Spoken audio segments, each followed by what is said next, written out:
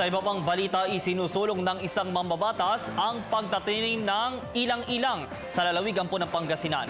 Ayon kay Pangasinan 2nd District Representative Leopoldo Batawil, maraming lugar sa kanilang lalawigan ang kailangang mataniman ng ilang-ilang, hindi lamang para sa kabuhayan ng mga mamamayan, kundi isa rin itong panlaban sa climate change.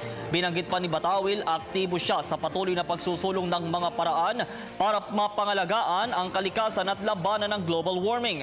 Kaya hinihimok niya ang mga mamamayan na magtanim po ng puno kasama na rin ang ilang-ilang sa bakanting lote at kabundukan. Aniya, may ilang lugar na sa Bugalyon at mga Tarem ang natamnan na ng ilang-ilang. Target din ng lalawigan kapag nagtagumpay sila sa proyekto ay maaari na din silang mag-manufacture ng ilang-ilang oil bilang pabango. Nasa 120 hektarya na ang natamnan ng buto ng ilang-ilang ng Hacienda Community Livelihood Association sa pakikipagtulungan ng Department of Environment and Natural Resources sa ilalim ng National Greening Program.